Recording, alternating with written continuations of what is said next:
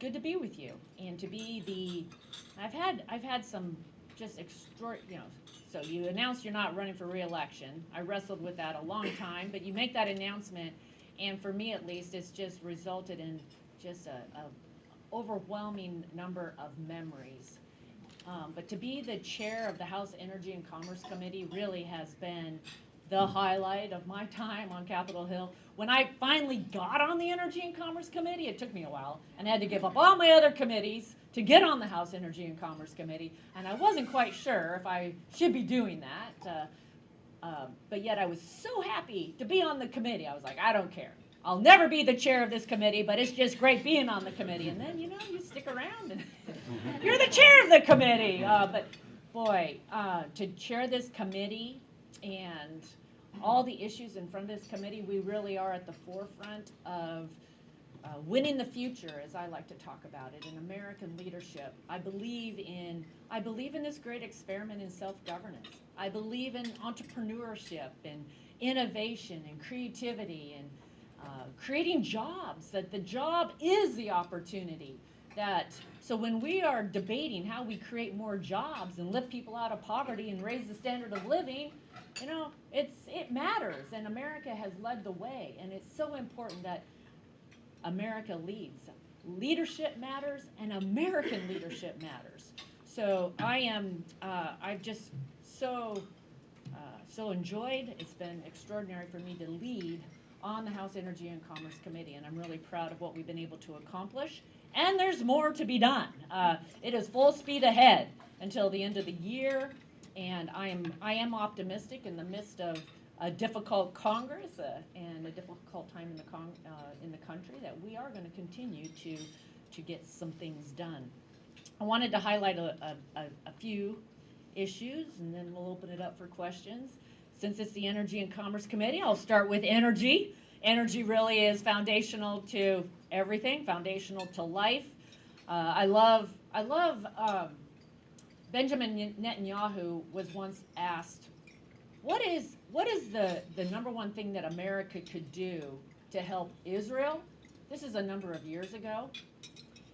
And his answer was, America needs to be an economic power, and the economic power. And his reasoning was because in order to be a diplomatic power, you need to be a military power. To be a military power, you have to be an economic power.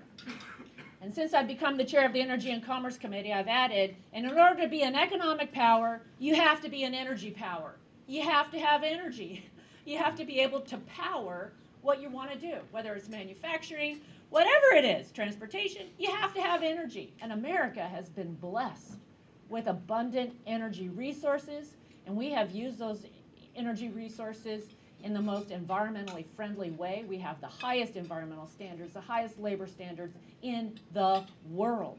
We've led the way. We've led the way in reducing carbon emissions more than any other nation in the world. We are leading, and it's a legacy in which, we're not perfect. So I love in the Declaration of Independence, in the preamble it's the preamble to the Constitution, where it says it's we the people, in order to form a more perfect union. We're not perfect, but that's the inspiration, that's the hope that we have even today, is that we continue that search for a more perfect union. We're not perfect, but we continue that. So on the energy front, it absolutely matters. It's foundational. It's foundational to our economy, to our national security. It's foundational to our life. So we've been leading since day one on energy, the very first major package. First quarter of this Congress last year was H.R. 1, and we've continued to lead. Just last week, the president signed legislation that I led in the House, working with Senator Barrasso, to ban the importation of uranium from Russia. It's pretty clear to me President Putin has used energy as a weapon. I remember going to Ukraine back in 2015, the spring of 2015, when he had shut off the natural gas pipelines into Ukraine. And this idea that we're buying uranium from Russia, that he's continuing to, he's selling more oil and natural gas today than ever, to fund his military. It makes no sense that we would be allowing him to use energy as a weapon the way that he is. So was really pleased, encouraged that President Biden signed that bill to ban the importation of uranium. But part of that is to send a clear signal to the United States and to industry that we want to build, that we are committed to American nuclear technology and leading in the next generation of nuclear technology. And you might have seen that we also just passed a bill, and the Senate is going to pass it up shortly here on the whole nuclear package. We ended up putting it on the firefighting grant bill. Yeah, Diana DeGette came over. She said, we need to like put all of our energy priorities on fire grant bills, right? Because it was like passed overwhelming. But addressing the regulatory and the permitting of new, well, not just new, the advanced nuclear reactors. Those are very exciting, but also permitting of nuclear plants across the board. There's been one permitted from start to finish since the Nuclear Regulatory Commission was established back in 1975 to make sure that they were safe. So we need to do better. And then we're continuing to work on expanding the pipeline infrastructure, hydropower relicensing. You've heard me talk about hydropower before. 70% of Washington State's electricity is hydro. And it's clean, it's reliable, it's affordable, and the Biden administration wants to tear out our dams. But hydropower and the salmon runs are improving too. So anyway, we could double hydropower without building a new dam, simply by investing in infrastructure and the permitting process. Again, it takes too long. It takes 10 years on average. Yeah, a reporter asked me last night about Senator Schumer made a comment that there's going to be no permitting reform now between the end of the year, and I said, it's the #1 barrier to doing anything in the United States of America right now is permitting. It takes 7 years on average to permit anything, a road, a plant, manufacturing, whatever it might be. Yeah, these new chip plants, if federal dollars are involved, you're talking 7 years. That's the average. So a lot of times it's longer. So we must address permitting reform. On healthcare, what we continue to see is healthcare prices continue to rise, the cost of healthcare. And we all know that the United States of America spends more on healthcare as a percentage of our economy than any developed nation. My priority this Congress has been to really get a better handle on what the actual prices are within the healthcare system. And at the end of last year, we passed the lower cost, more transparency legislation that is building upon what the Trump administration had put into place. But we were able to pass that legislation out of committee unanimously, working with the Democrats on lower cost, more transparency, to require the prices from hospitals, from insurance companies, from pharmacy benefit managers. I believe that that's foundational to addressing other reforms and really getting a handle on what's driving the cost of healthcare so that we can make smarter decisions. When you look at the amount of money that the federal government spends on healthcare and what's driving up deficits and the debt in the United States of America and the federal government, a lot of it is healthcare. And so we need to know what the prices actually are so that we can make smarter decisions and that we can actually make decisions in a way that are going to ensure that people continue to have access and that we continue to make the investments also to ensure that we have the best healthcare system in the world. You're going to be seeing later on this week, we're marking up several bills, including the telehealth flexibilities. Certainly that was one of the big takeaways from COVID, was the importance of expanding telehealth and providing that option for seniors, but also people in general. And we're going to be moving that legislation. We're also moving legislation to continue an important incentive to develop more treatments for pediatric rare diseases. Um, and there's other issues, other bills we're moving on Medicare and Medicaid. Finally, I wanted to touch on tech, because certainly we've been working on a number of issues around tech. Yeah, you saw that we got a TikTok bill passed, signed into law. No one thought it could be done. And truth of the matter is, we weren't quite sure what we were unleashing on us or America when we first passed that bill out of committee. 177 million American users, at least that's what they said. But that bill passed out of committee, 50-0. And you know, I remember telling some of my Republican colleagues, this is not about scoring political points. This is about addressing what I believe is a tool, a very destructive tool. I thought Kat Kamet said it really well. She said this is like 177 million spy balloons here in the United States of America. And you know, I saw it as a destructive tool to the United States, but especially to our kids. And I sat down with the CEO, and he assured me their mission is to inspire creativity and joy. Creativity and joy. TikTok, we're here to inspire creativity and joy. And he says, I have kids, Cathy. They're 9 and 11. If you have concerns, if you're hearing anything, any concerns about what's going on TikTok? Yeah, challenges to strangle yourself as a kid? Put yourself in front of a train? Yeah, that's concerning. Yeah. Anyway, you know, it was, I think it was just really not just encouraging. I mean, it was one of those moments where Republicans and Democrats, we came together at the hearing a year ago in March. It was clear. I mean, it was one of those hearings where it was Republicans and Democrats really uniting. And the reason I want to dwell on this just a little bit is because what I have seen is that we can unite.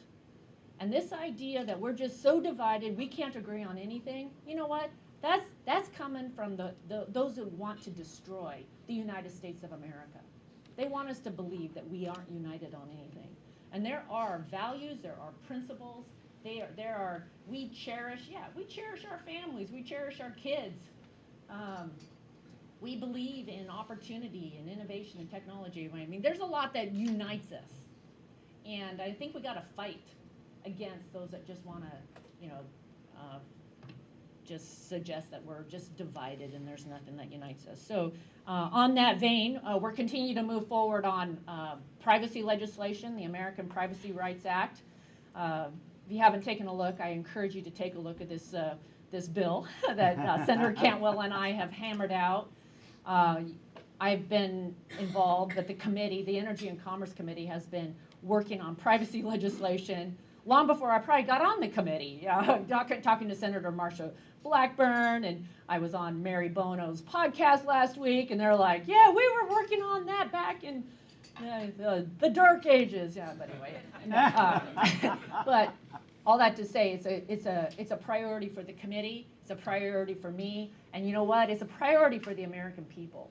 And I know there's people in the room that maybe are not as excited about it as I am, but I do not believe that we can just continue business as usual on the internet, where it is just collecting there's no limit, unlimited amounts of data on every single one of us, on our kids, unlimited. We don't even know what's being collected on us.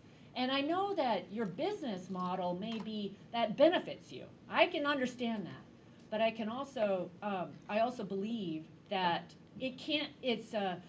unfortunately, that data is not just being collected, it's being sold, is getting into the hands of people who really want to do harm. And we have to do a little bit of a reset. That's what I'm calling it, a reset. Okay, we got to reset here. How the rules of the road are going to go. And if you look at the states, I just was reading this morning again, more states that are passing laws at the state level, privacy laws at the state level. Some include a private right of action, some don't. It started out, California has notice and consent. Now some states are moving to data minimization. If you're a business, how exactly are you going to navigate 50 different state laws?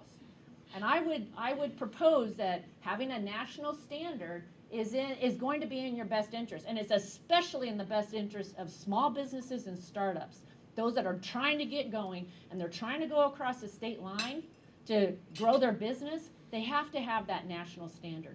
And the preemption that's in the bill that Senator Cantwell and I agreed to, it is full preemption. It's full preemption on the data. Full preemption. California and no other state's going to be able to go above or put more. It is a preemption at the state level. Read the language. And then on the enforcement side, I remember sitting down with Senator Cantwell, and we agreed that we don't want frivolous lawsuits. We don't want to go after. We don't want people to get accidentally caught up in enforcement. We want to go after the bad actors. The goal of our enforcement is to go after the bad actors, and that's where the language, it says if you have done. What is the word? Significant harm? Is it significant harm? Yes, that doesn't sound quite right. But there is a standard that you have done harm. That's when the private right of action would kick in. And for you have to, and it's economic damages only. We looked up, there's 14 or 15 different private right of actions attached to data laws currently in the United States of America. So it's not, okay. So for small businesses, those under 40 million, you are exempted. There is, if you aren't selling data, you're exempted. These requirements are only going to come into place if you're selling data. So I want to work with you on this. I believe it needs to happen. I believe this needs to happen for Americans and especially for our kids. It prohibits the tracking of kids under the age of 17, the tracking, targeting of kids online, the collection of sensitive data on our kids. I'm a mom. Okay, so I'll end with this. I am a mom. That's part of the main driver as to why I announced I'm not running for re-election. I have kids, I have girls that are 10 and 13. You know what my number one fear is? It is social media and tech and who they're going to meet online and where that's going to take them. So the door's open. We want to hear from you. We want to work on this. I know it's a complicated bill, and there's a lot to consider. But I urge you to be a part of the solution on this one because I believe it needs to happen, and I'm going to do everything I can to make sure it does happen. Okay, finally, so I announced I'm not running again for re-election. I'll end on this note. It's kind of where I started, but I do believe in representative government. I believe in the battle of ideas, not the battle of personalities. We've got to get it back to ideas. And we need to make sure that we inspire America to continue to believe in America and American leadership. And I'll end with this. As I look back on my time in Congress and across the board, Miriam talked about some of my history and some of the amazing opportunities that I've been given. And when I've run for leadership, when I ran for office, I think the one word that I have often heard from people when they say they're going to support me is that they'll say, Cathy, I trust you. I trust you. It wasn't necessarily that I was the smartest person in the room, the most articulate, the greatest experience. It was, I trust you. Trust. Trust. As simple as that. Cathy, you're somebody that when you tell me something, I believe you, right? And that's why as I stand here today, that's why I've had the opportunity to represent the people of Eastern Washington for 20 years. That's why I became the chair of Energy and Commerce. Even before I was chair, we took the staff the Republicans and Democrat staff on ENC to a staff retreat. And what did we focus on? We focused on trust. I had met a guy on the plane, meet the best guys on the plane. Anyway, he had helped write the book, The Speed of Trust. You know, and when you build trust, that's when the magic happens. And so we had him come in and help with a staff retreat and then that was right after, well, we were kind of still in the middle of COVID. We weren't even talking to each other, let alone working together. And when we passed the TikTok bill, that is what I told Frank Pallone and Tiffany was like, trust is when the magic happens. Trust. You know, and so I'll just leave you with that because we need to build trust, and it starts by building relationships, going and grabbing a cup of coffee, getting to know other people. And it isn't that you always agree. We don't always agree. But you know what? We must work with people. And you're going to find that there's a lot more that unites us than divides us, and that Americans can still unite and do great things to help people, and it's important that we do. Good to be with you. The first is, I just want to say thank you so much for your leadership on all of the important issues you've been working tirelessly on. So we're very grateful for all of that time and effort. The first question, just as you are mentally preparing to leave, what is sort of one highlight that you would like to share, whether it's as chair of ENC or just generally your time in Congress?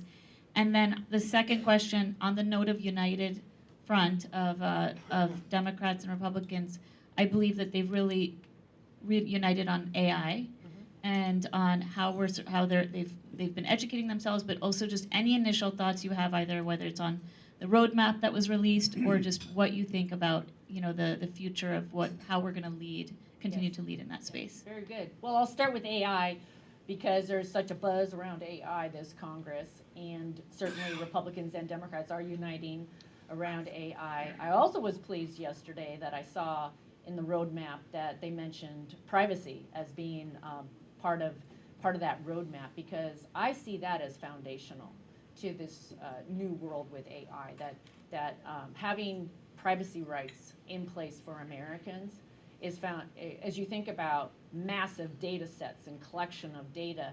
And I think one of the biggest concerns with AI is that the individual is just going to be lost, or you're going to be manipulated. There's going to be these false identities and all that, and so it's going to be more important than ever in order to protect individuals that we have privacy rights in place and a law to protect the privacy rights of individuals and our kids. So I'm going to continue to hook my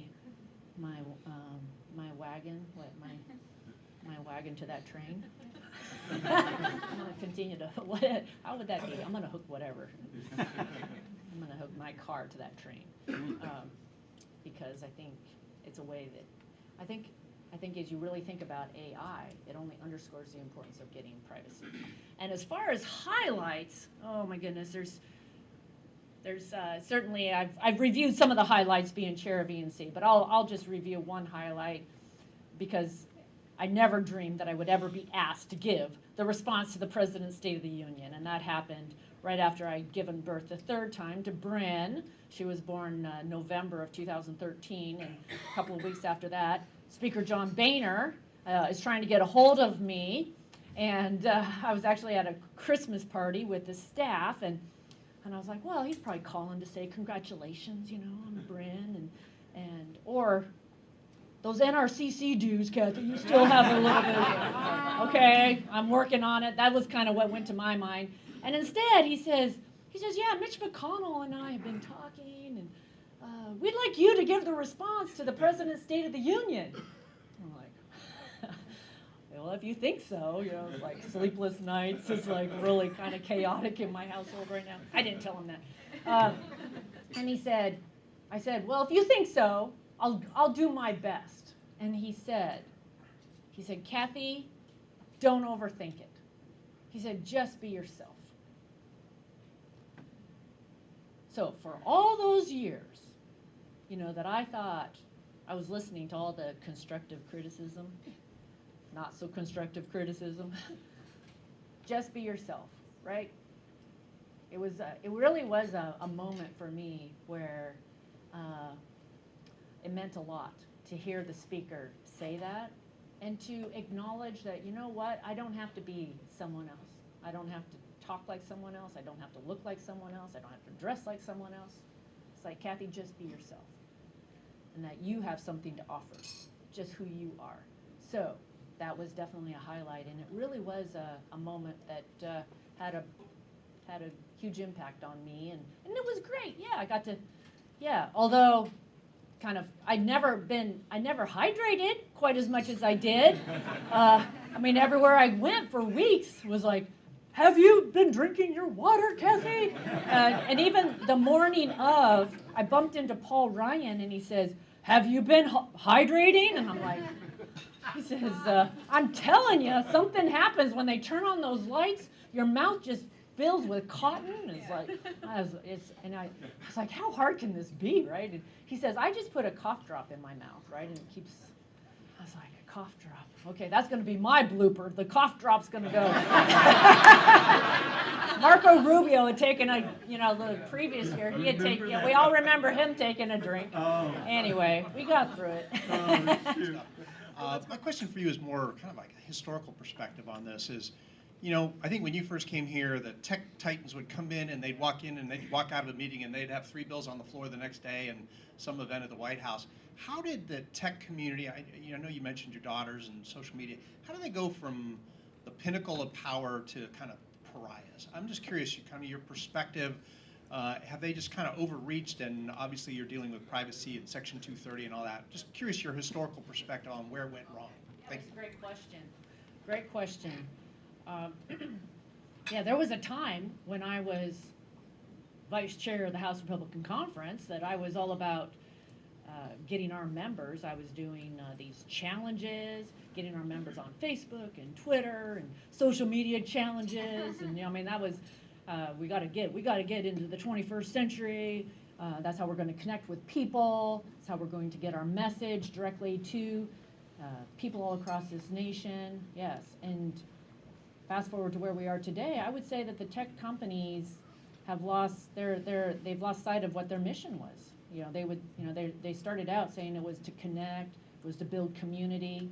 Section 230 of the 1996 Telecommunications Act says that they are to moderate for illicit, illegal activity and material. Are they doing that?